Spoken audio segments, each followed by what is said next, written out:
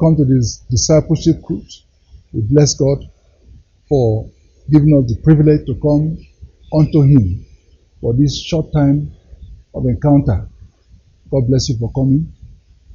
Please always don't come alone. When you find something that is juicy, you want to share it with others.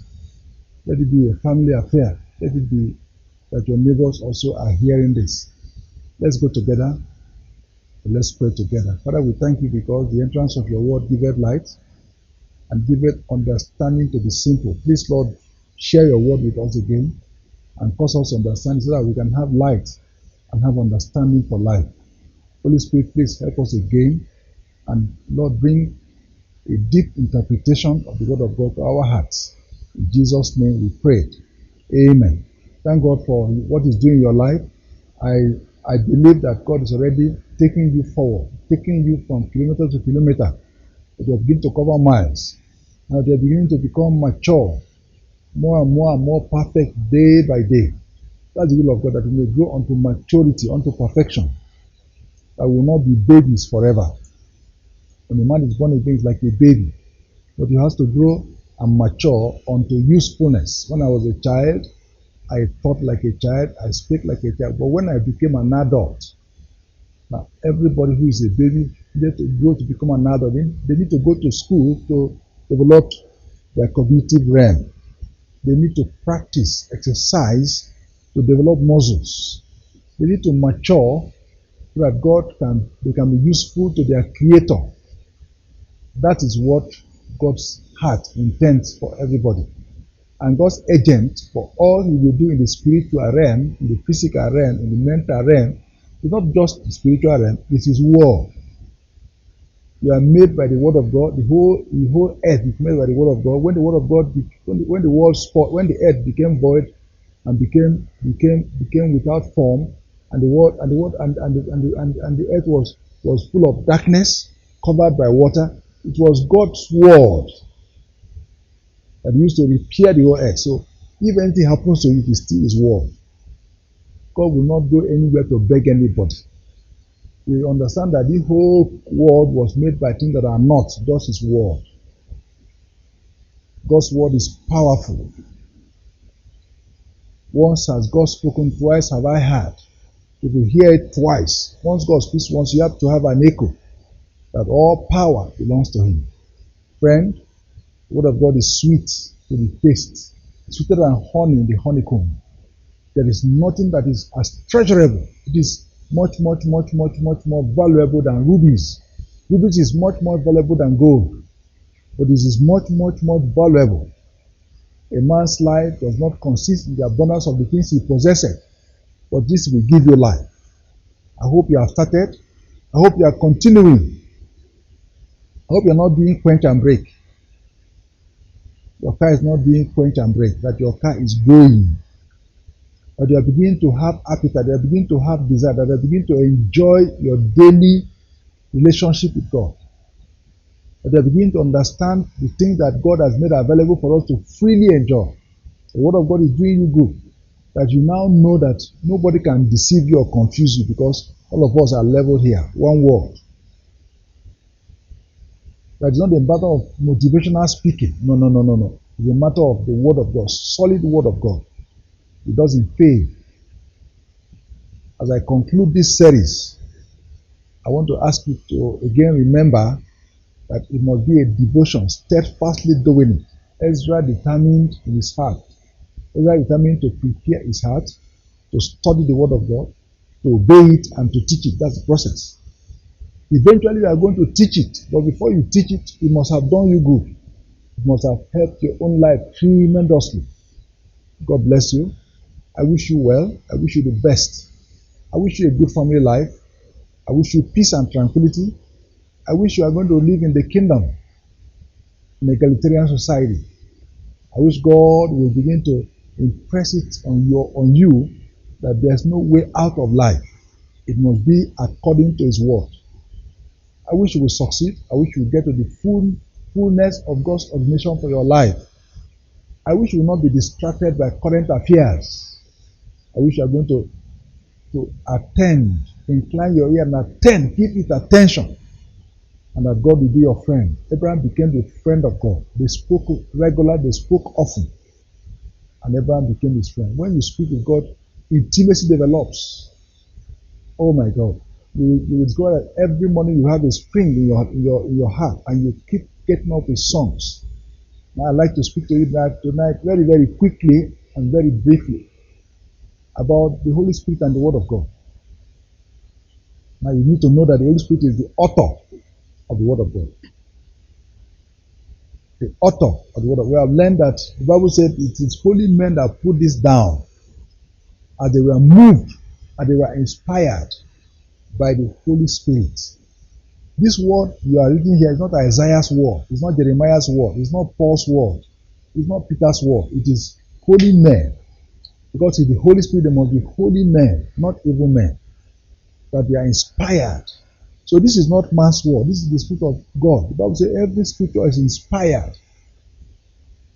The Holy Spirit is the author, the author of the Word of God. It's not a man's word. That's why no scripture is open to anybody's private interpretation. You're not permitted to interpret the Bible by yourself. You have to go and ask the author. Excuse me, what do you mean by what you wrote here? Only him have the exclusive reserve to say what he meant. Only him can give a revelation. Now, the Holy Spirit is the revelator. One of the things the Holy Spirit does for us is to reveal, to bring us an insight. Every scripture is cloaked. Every scripture is like a sword in a sheath. Every scripture is behind a screen. And you have to take away the screen, you have to unsheath it for it to be effective. Now, you don't use a sheet to cut. It doesn't cut anything until you unsheath it. Then the cutting edge is revealed. So if you go to the book of 1 Corinthians chapter 2, I just read a few scriptures for you tonight. And I'd like to pray with you because we need to look up to the Holy Spirit. The Holy Spirit is the third person of the Trinity. The Holy Spirit is the paraclete, the helper of the Christian. God has given him to us to help us so that we will not be orphans. When Jesus was going back to heaven, he said, I will not leave you as orphans, bereaved.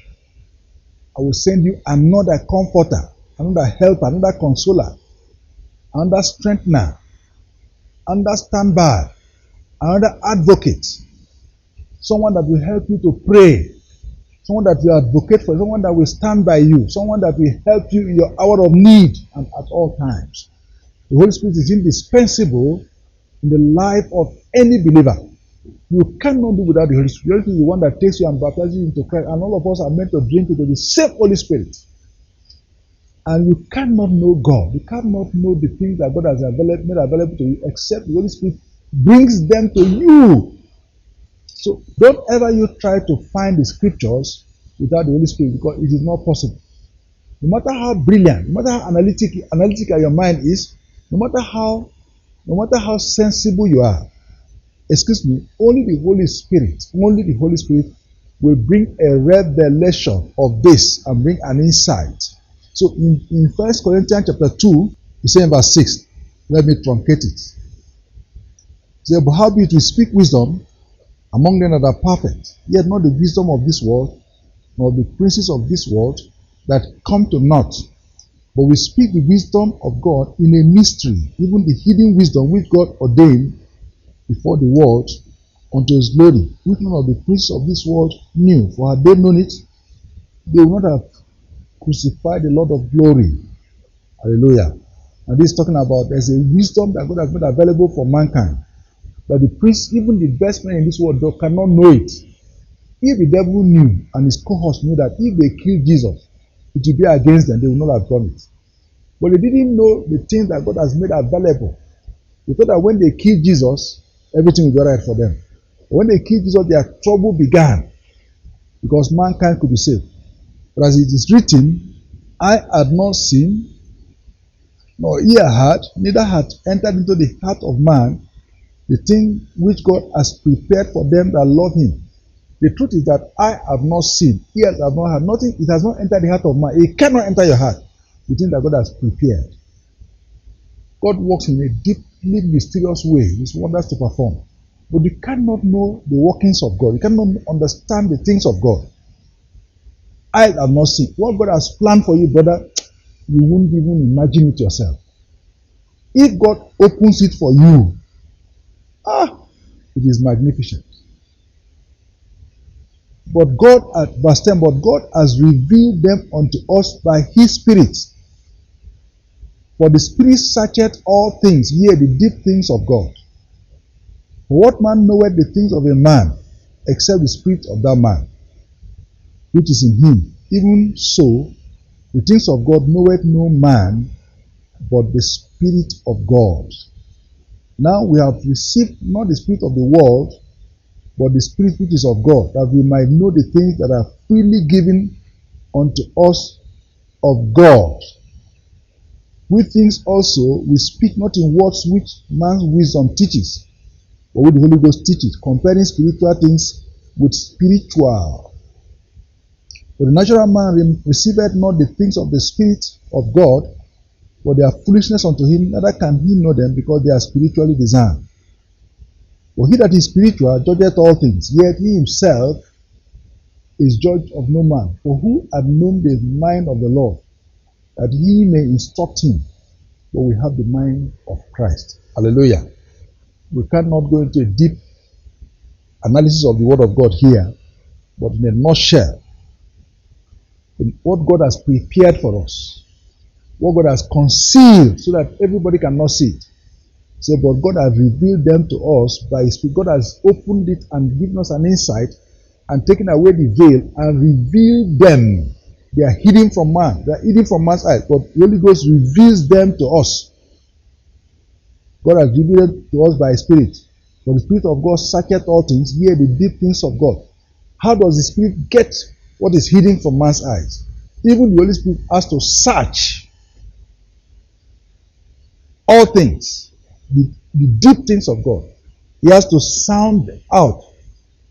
He has to search them out. So even the Holy Spirit Himself is a searcher. For Him to reveal it to you, you also have to be a searcher. As you search, then He brings you a revelation. Hallelujah. And without that revelation, you have not encountered the Word of God. He is the author and He knows what He wrote. But He sees it to search. Each time you come, you are searching, and the Spirit of God is searching, sounding the depth of the things of God, profound things that God has made available, which He doesn't give to careless people, and then He brings it to you. Hallelujah. For what man knoweth the things of a man, except the spirit of that man, which is in him? Even so, the things of God is not known by any man, but the Spirit of God. Amen. No man knows what is in the heart of God. No man knows what is in the thoughts of God. No man knows what God has made available to us, except the Spirit. As my own spirit is the only one that knows what is inside me. And by searching, the Holy Ghost brings it. Now, we have received not the spirit of this world, but we have received the Spirit of God, that we might know the things that are freely given to us by God. There is a spirit in this world. There are demonic spirits. We didn't receive them. We received the Spirit of God. That is why we can know the things, so that we can know the things of God that God has made available to us, to freely receive them. My friend, you cannot remain poor. You cannot remain dejected, always miserable, because you don't know what to do. God has freely given them to us, so that we may have a revelation and knowledge. When they say knowledge, there's a carnal knowledge, there's a revelational knowledge. All of them come by a deep intercourse and interaction, a deep searching. They are never passive. To get a revelational knowledge is like you are getting a carnal knowledge. You have to have a deep intercourse, vigorous, an exchange before the revelation can come to you. Which things also we speak, not in words which man's wisdom teacheth, but which the Holy Spirit teacheth, comparing spiritual things with spiritual. Even when we are going to speak this wisdom, we still need to depend upon the Holy Spirit. Because the words we are going to bring out are not even our words. That's why professors cannot preach the truth. They don't have the Holy Spirit unless they have the Holy Spirit. When a professor has the Holy Spirit, then he's going to profess very well. But when he doesn't have the Holy Spirit, he cannot proclaim, he cannot receive the word of God, he cannot proclaim it. He himself will be a defeated man. He himself will be stopping to carry small girls. He himself will be inviting small girls in his lecture room to his house to sleep with them. He is not able to be a conqueror, not able to be an overcomer himself, because only by the word of God does he overcome. But he himself cannot overcome because he doesn't have what makes a man to overcome. The Bible finally says, the natural man who does not have the Holy Spirit cannot receive the things of the Spirit because they are spiritually discerned. It is only by spiritual discernment, when the Holy Ghost is ministering to your heart, that you can now have a revelation of the things that God has made available for you. Oh, may the Lord have mercy on all of us. Don't try to enter without the Holy Spirit. It's a vain search. It's a hard labor. It's not going to yield any results. But when the Holy Ghost comes, and you open up to Him, and you have the Holy Ghost inside of you, and you have your spirit, and you keep begging and searching, and relating with Him and interacting with Him, then He will search and bring you what God has made available for you at every particular point in your life. Even when you're going to speak it out, you also need to depend on Him to bring the right words, because the words of the Bible are the words of the Holy Spirit. Everything depends on the Spirit. So if you are not born again, you're a natural man, you cannot receive the things of God because they are spiritual desire. And since you don't have the Holy Spirit, and your spirit is dead, so to speak, towards God, forget it. When a man is spiritual, not just a carnal believer, but a spiritual believer, you cannot judge him. He understands everything because he's spiritually minded. He operates from his spiritual realm. That's where the Holy Ghost goes to plant the revelation of the Word of God. So, friend, you can see that each time you want to receive the Word of God, you must come with thanksgiving, you must come with praise, you must come with prayers. You must beg the Holy Ghost. Don't take it for granted. The Holy Ghost is there, the author, to help us to find out what it means.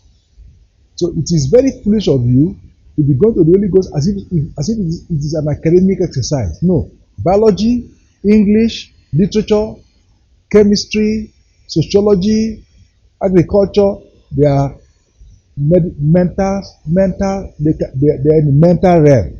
You can study them without the Holy Spirit. But if you have the Holy Spirit, you get more result, even in that one. And as you study it, your head is working. And even then, it's only God who can also help you to have understanding. But your brain has been fashioned by God that you can do a lot. But when it comes to the Word of God, no. It's not a biology book, not a chemistry book. It's not an arithmetic or mathematics book. It's not. You can't approach it the same way. It is spirit. And only the Holy Spirit can bring a revelation of it. So friends, make up your mind that you are never going to enter the scripture to study it except you have prayed and the Holy Spirit has helped you and is willing to give you understanding. That is why, again and again, don't commit sin. It's the Holy Spirit. It's not the spirit of this world. It's the Holy Spirit. Don't hurt Him. Don't injure Him. Don't grieve Him. Don't do that. Don't grieve the Spirit of God. Don't quench Him. Don't withstand Him. Flow in His direction. Find the direction of the wind and flow. Follow Him. Don't walk against the Spirit. Don't disobey Him. It's the Spirit that came to help you. Don't sin deliberately and say, I will repent after. You will grieve the Holy Spirit. The Holy Spirit does not strive with a man forever. He will keep committing you, but not forever. You can get to a point where the Holy Spirit becomes dumb. He will not speak to you again.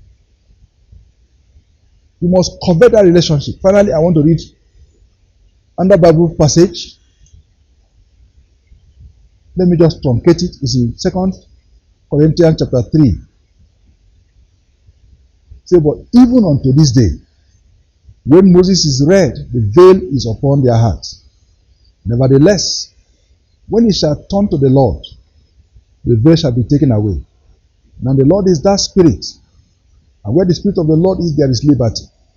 But we all with open face, beholding as in a glass the glory of the Lord, are changed into the same image from glory unto glory, even as by the Spirit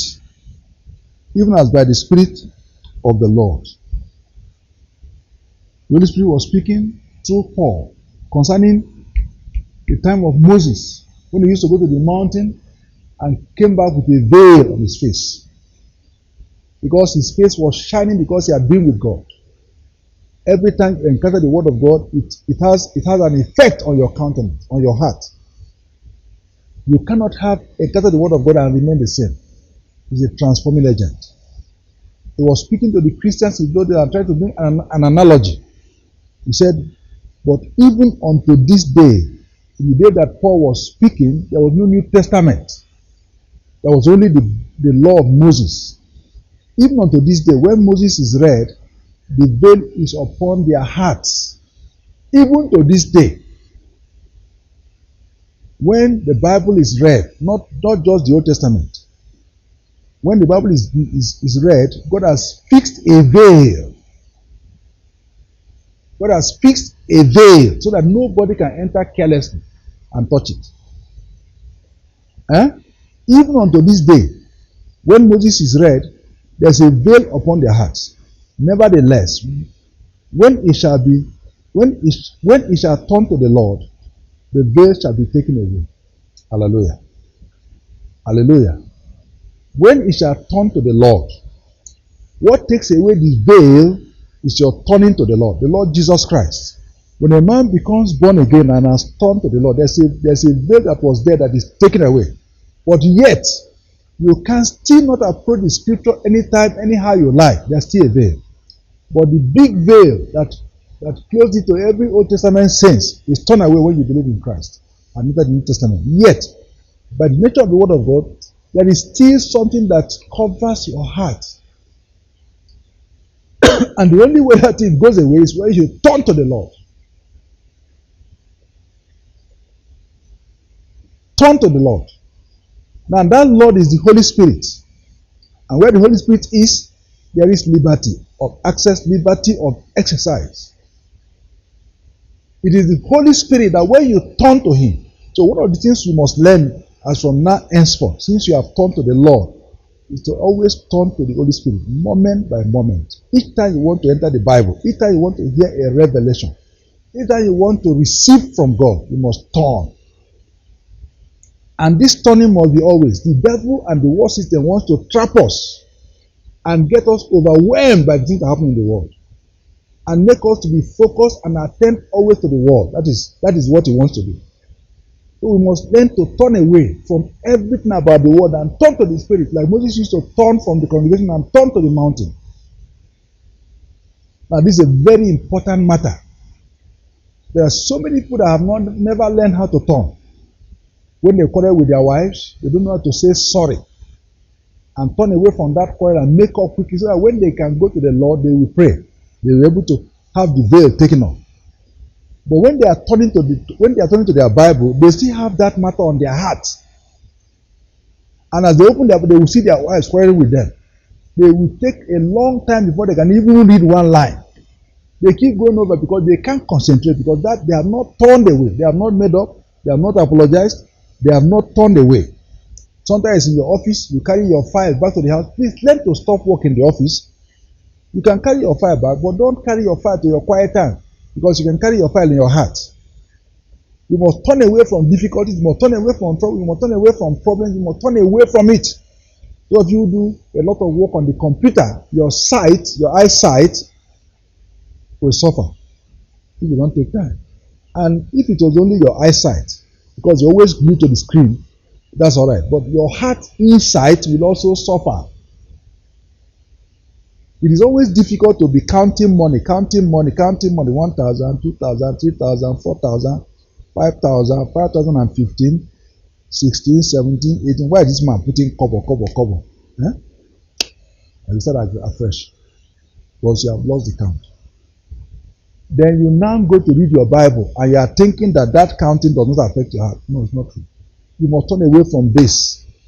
That's why I encourage men who are going to put a CD of a song, of a message around your life. Always do something that is turning your eyes away from this world system.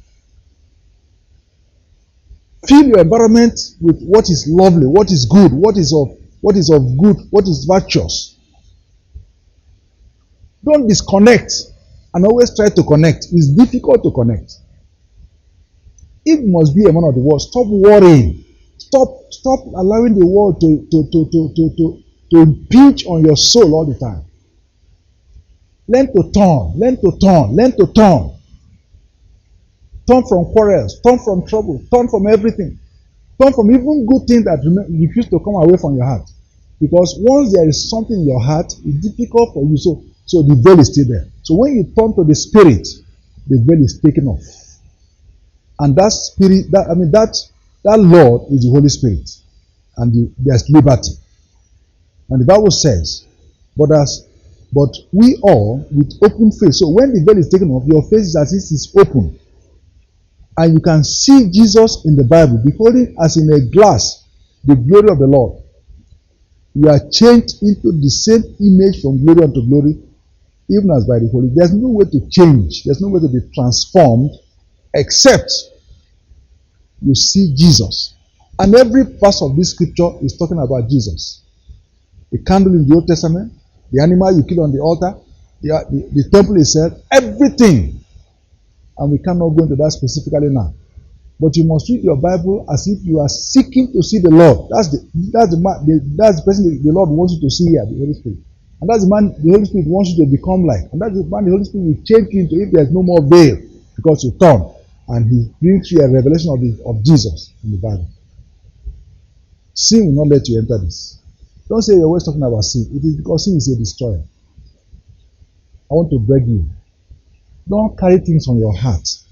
Learn to turn away from them and back them so that the Holy Spirit can take away the veil. And then you can enter. So you always come with prayers. May the Lord bless you. May the Lord keep you and make his face to shine upon you from now henceforth. May your face begin to change as you behold him every day as in a glass. And may the Holy Ghost keep working and transforming you day by day from glory unto glory. May your life never be stagnant again this year in the name of Jesus.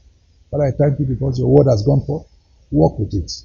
Those who are having demonic challenges and demonic problems, I am praying that as they see the face of the Lord and their life begin to change, demons will run away from their lives.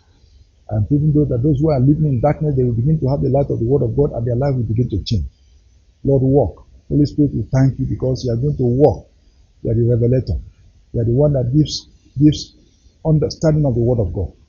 Lord, help us to delve into the word of God deeply and help us to come with you so that you can show us the world. Blessed be your name. In Jesus' name we pray. Amen.